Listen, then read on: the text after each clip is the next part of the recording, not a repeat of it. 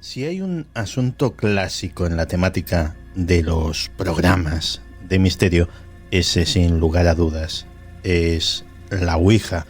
Creo que de ese tablero, entre unos y otros, os hemos contado prácticamente todo lo que se puede contar. Os hemos hablado de sus orígenes en la Edad de Oro del espiritismo.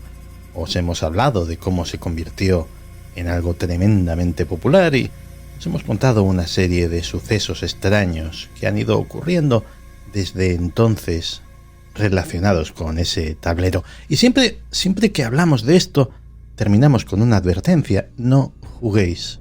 No juguéis a la Ouija, así, sin más. Porque sea lo que sea con lo que se entra en comunicación, y se entra en comunicación con algo, y da igual si ese algo está en el interior de nuestras mentes o procede de fuera de ellas. El caso es que es algo cuyo origen, cuyas intenciones, cuyas motivaciones no son ajenas. Y oye, y la gente sigue haciéndolo y sigue picando y siguen pasando cosas. Así que a lo mejor ha llegado el momento de, como argumento para convenceros de que dejéis de hacer el tonto con la Ouija, pues a lo mejor es el momento de contaros una serie de crímenes reales, con víctimas reales, con sangre, con cadáveres, y que todos ellos tienen un hilo conductor común: el tablero, la Ouija. El 7 de marzo de 1930, una mujer llamada Clotilde Marchand abrió la puerta de su casa en Buffalo, Nueva York, y allí se encontró con una mujer desconocida. Era una nativa americana que al parecer la llamó bruja y la atacó con un martillo. Luego le metió un trapo empapado en cloroformo en la garganta.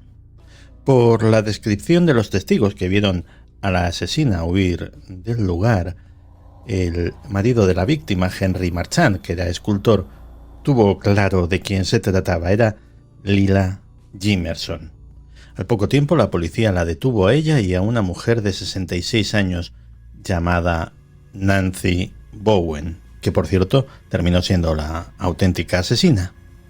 Al parecer, durante el otoño de 1929, las dos mujeres utilizaban una tabla Ouija para contactar con el espíritu de el recientemente fallecido esposo de la primera de ellas, de la joven, de Bowen.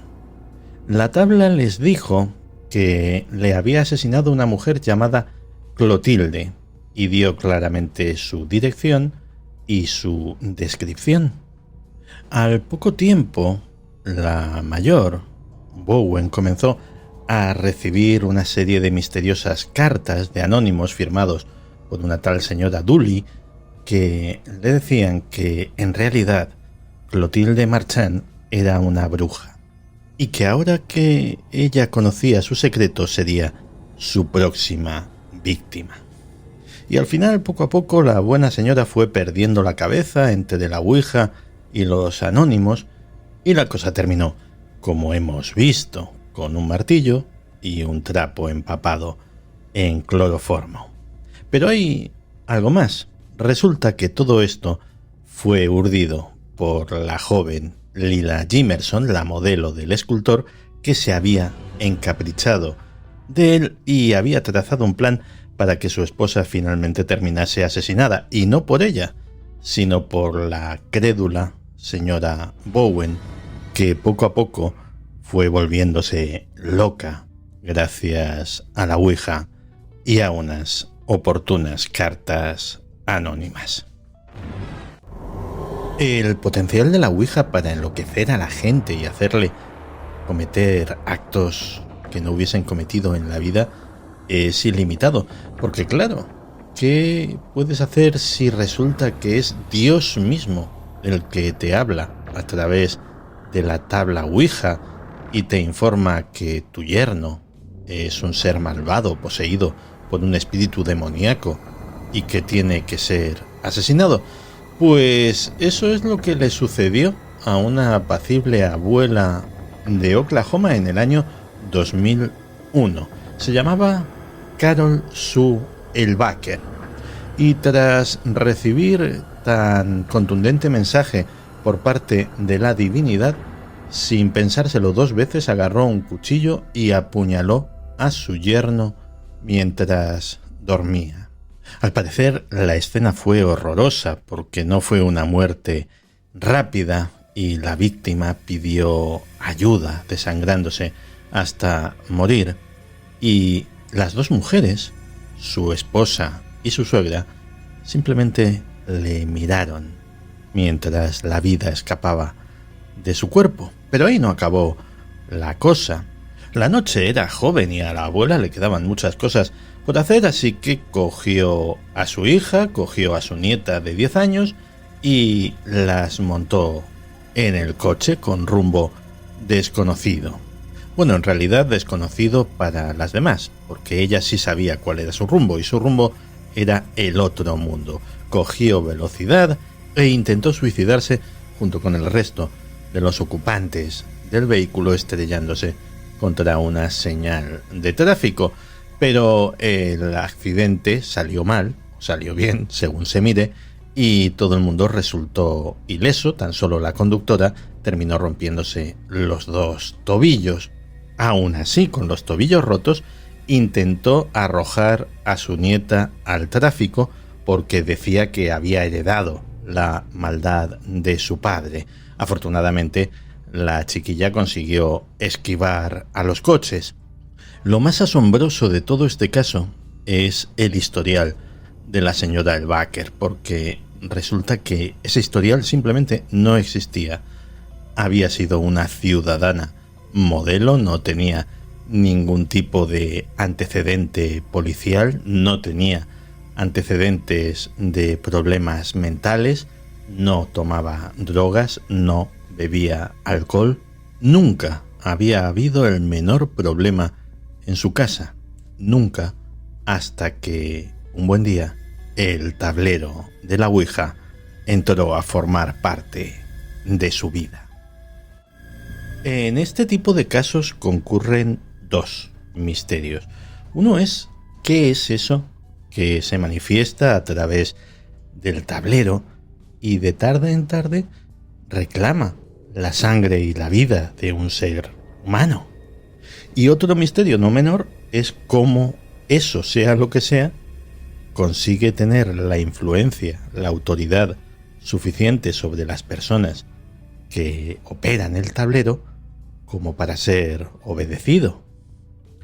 El 8 de noviembre de 1933, Dorothea y Mattie Turley, madre e hija, Mattie tenía solo 15 años, estaban en su casa de Arizona usando una tabla Ouija. Y el mensaje era claro. Lo que sea que se comunicaba por la Ouija le decía a Mattie que tenía que matar a su padre para que su madre se pudiera casar con un joven cowboy del que estaba enamorada. Aquí cabe sospechar que la madre ayudó un poquito a la Ouija a la hora de deletrear el mensaje, porque además le dijo a su hija que el tablero debía de ser obedecido. Y Mattie resultó ser una hija obediente porque esperó a que su padre estuviera distraído con las labores de la granja, se acercó por su espalda y le descerrajó 2 tiros a quemarropa. Aún así, el hombre tardó una semana en morir en el hospital. Para Mattie la cosa fue relativamente bien porque fue sentenciada a estar en un reformatorio hasta los 18 años por ser menor de edad. Y Dorothea también tuvo suerte en los tribunales, porque, bueno, su versión era que aquello había sido un accidente, que ella no sabía nada de tableros Ouija ni de nada por el estilo, y que la confesión que había hecho su hija a la policía, pues bueno, había sido fruto de la presión policial, del interrogatorio y del shock de haber disparado a su propio padre. Así que con esto y un buen abogado, Dorothea Turley consiguió que el Tribunal Supremo de Arizona la liberase de todos los cargos y bueno, no sabemos si al final terminó casándose con el guapo cowboy. La Ouija ha provocado crímenes, pero la Ouija también ha resuelto crímenes. En enero de 1994 se encontró el cadáver de una mujer en el monte Avenceñas, en Pontevedra. En principio la Guardia Civil pensó que era un crimen ritual porque fue encontrada con una escenografía muy determinada, conservaba su ropa, sus joyas, no había signos de violación, incluso había un par de cirios rojos a los lados del cadáver. La causa de la muerte, según la autopsia, fueron 3 disparos del calibre 22, uno en la sien y 2 en el cuello. Pero lo que no fue posible fue identificar el cadáver, así que se pidió ayuda a la población y la ayuda llegó de una forma muy extraña, porque una mujer, también de Pontevedra, llamada Mercedes López Martínez, acompañada de otras 3 personas, decidió realizar una sesión de Ouija con el fin de invocar a la joven asesinada. Y el caso es que lo consiguieron. Cuando le preguntaron su nombre, primero fue la letra R, luego la O, seguidamente la S y al final la A, Rosa. La joven decía llamarse Rosa o el espíritu de la joven o lo que hubiera en la Ouija, pero había más detalles interesantes. Decía que no había sido un asesinato ritual, que aquello había sido escenificado para despistar y que la habían llevado hasta el monte a lomos de un caballo. Y también que quería ser enterrada en Portugal y que allí tenía una hija. Y para colmo de precisión dio hasta un número de teléfono, el número de teléfono de un club de alterne del país vecino. Y la sorpresa llegó unos días después, cuando los asesinos fueron detenidos en Navarra. Y resulta que la víctima se llamaba Rosalía Gonçalves da María. Y sí, era portuguesa, de Braga concretamente. Y en efecto, tenía una hija. Y en efecto, el crimen ritual no era tal, sino que había sido una escenificación para despistar a la policía, porque el motivo del crimen había sido que los asesinos, que formaban parte de una banda de atracadores, temían que ella les delatase. ¿Dónde la conocieron? Pues también en un local de alterne, donde ejercía la prostitución. Y por cierto, sí, el detalle más extraño de lo que dijo la Ouija también era exacto. El cadáver fue llevado hasta esa ubicación a lomos de un caballo. No me digáis que no da que pensar. Como da que pensar que uno de los eslogans publicitarios más famosos de la historia, el Just Do It de Nike, esté inspirado en las últimas palabras de un asesino, Gary Gilmore, frente al pelotón de fusilamiento, tal y como reconocieron los propios responsables del eslogan en una entrevista. Tras 2 asesinatos en un par de atracos especialmente violentos, Gary Gilmore fue arrestado y fue famoso por no hacer absolutamente nada para evitar su ejecución. Todo lo contrario, la solicitaba. Lo que no es tan conocido es que su madre, Bessie, estaba convencida de que había contactado con un espíritu demoníaco a través de la Ouija cuando era niña y creía que ese demonio se había unido a su familia. Para colmo, cuando se casó con Frank Gilmore, resultó que su suegra era medium. Y una noche, pues hubo una sesión de espiritismo en la casa familiar y recordando su mala experiencia, pues Bessie se mantuvo alejada, pero cuando regresó se encontró a su suegra exhausta y aterrorizada. Así que la metió en la cama y luego se fue a dormir ella, pero se despertó con la sensación de que algo le tocaba la cara, y cuando abrió los ojos vio una criatura aterradora, inhumana, mirándola en el dormitorio. En ese momento entró su suegra gritando: «¿Sabe quién eres?». Y por instinto de madre salió corriendo de la cama en busca de sus hijos. Y en el dormitorio de los niños vio a la misma criatura mirando directamente a los ojos de su hijo menor, Gary. Nunca volvieron a aquella casa, pero el pequeño Gary, el joven Gary, el adulto Gary, nunca dejó de tener pesadillas. Su madre estaba convencida de que el demonio que había invocado de niña a través de la tabla Ouija había poseído a su hijo, convirtiéndolo en un hombre furioso y violento. Tal vez por eso Gary Gilmore tenía tanta prisa, tanta ansia por ser ejecutado. De hecho, intentó suicidarse 2 veces antes de la ejecución. A lo mejor pensaba que solamente la muerte conseguiría librarle de aquella entidad. A lo mejor la madre de Gilmore exageraba, pero resulta que en la Navidad de 2007 2 adolescentes, Donald Salchin y Joshua Tucker, estaban comprando regalos de Navidad para sus familias y se fijaron en una tabla Ouija. Se la compraron, la llevaron a casa del primero y oye, al día siguiente resulta que había 2 miembros de la familia Salchin asesinados por los 2 jóvenes. Al parecer le habían preguntado a la tabla si debían convertirse en asesinos en serie. Curiosa pregunta. Y luego le preguntaron quién sería el primero en morir y la pizarra deletreó mamá. Pero no fue mamá. Fue la hermana de Salchin, Elizabeth, de 13 años, la que fue apuñalada en la garganta.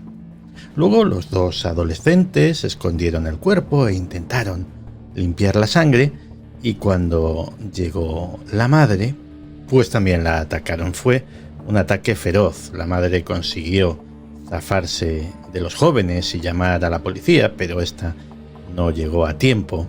El cuchillo de uno de ellos se rompió y al final la remataron con una mancuerna y un cuchillo de carnicero.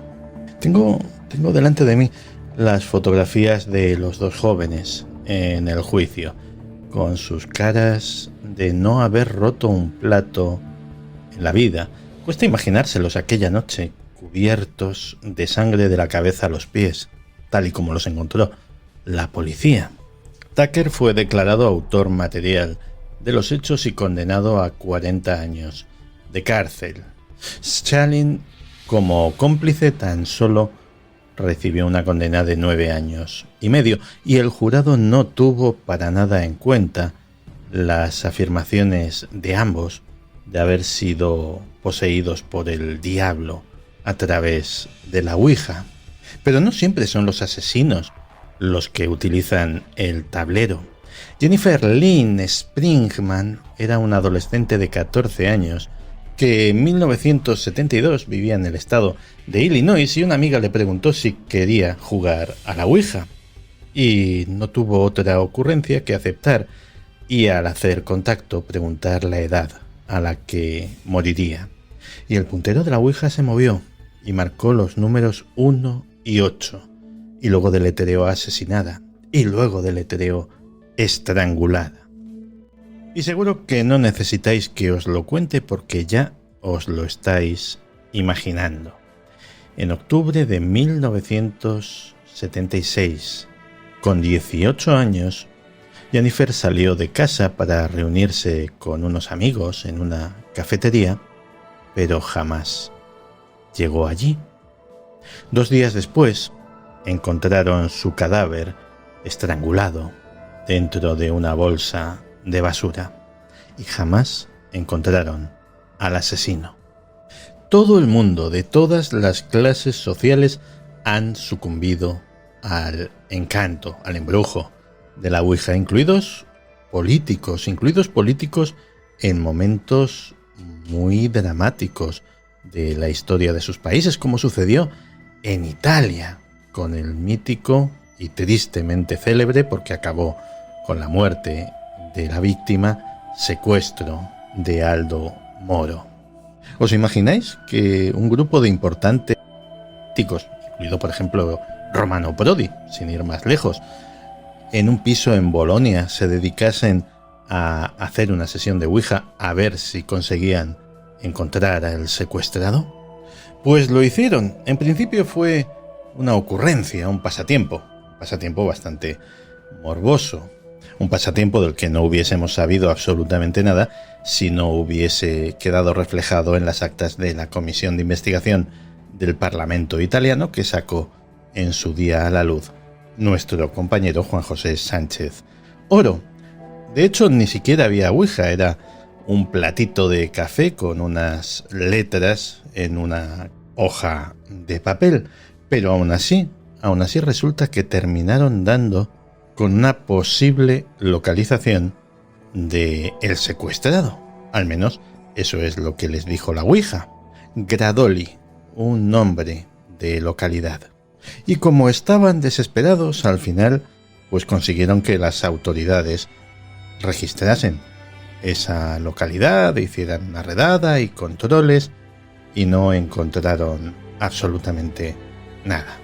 Cosas de la Ouija.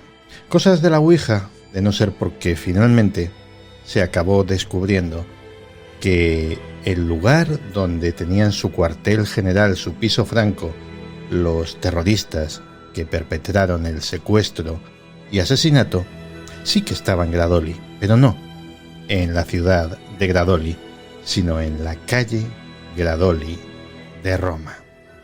En cualquier caso, no hay que permitir que la Ouija interfiera en los asuntos de los hombres, y menos en los asuntos serios, porque aún recuerdo un caso en los años 90, creo que fue en el 94, en Reino Unido, en el que un juicio de doble asesinato se tuvo que repetir porque varios miembros del jurado tuvieron la ocurrencia de invocar a las víctimas del caso a través de la Ouija mientras estaban en el hotel en el que se encontraban confinados.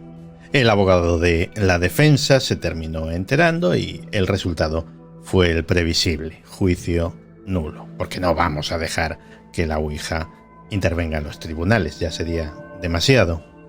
Y también en Reino Unido, en la Nochebuena de 2014, un hombre llamado Paul Carroll estaba usando su tabla Ouija. Muy buen momento, muy apropiado la Nochebuena para estas cosas, ¿verdad?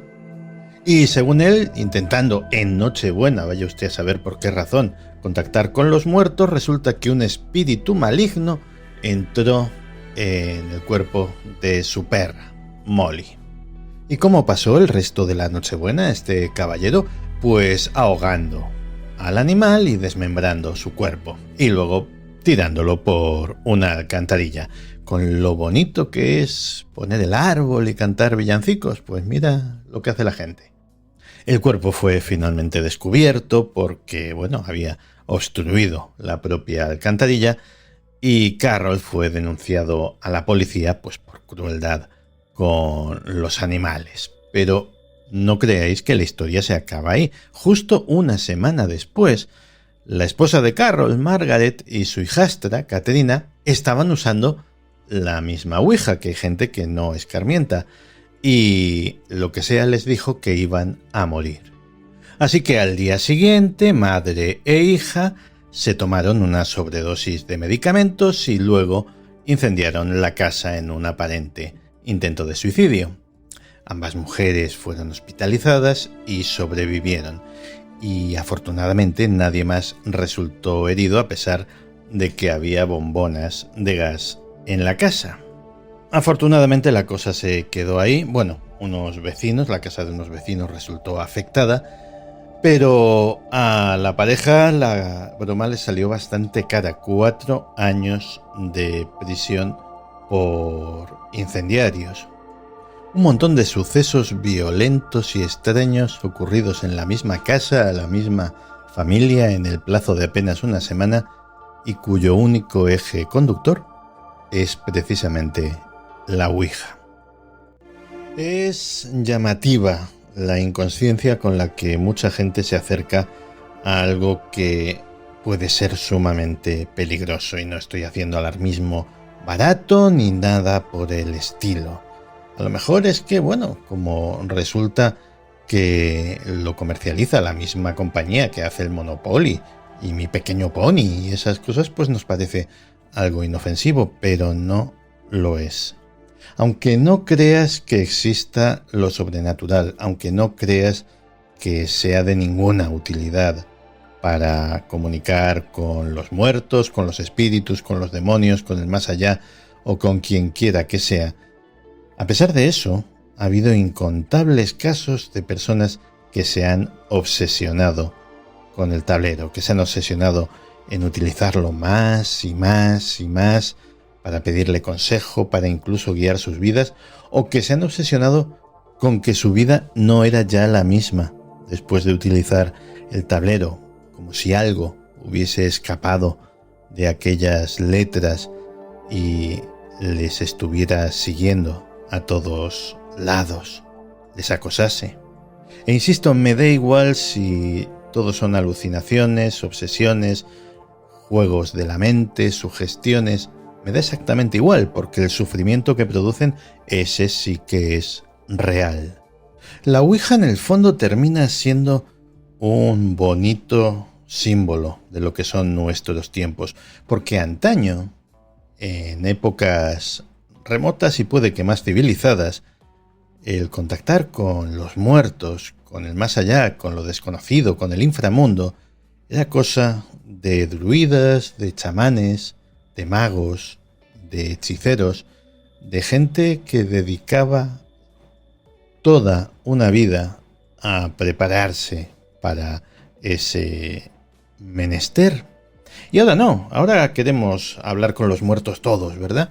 Y compramos un tablero en un centro comercial, nos vamos a nuestra casa, ponemos unas velas, nos juntamos con amigos, tomamos unas cervezas y ¡hala!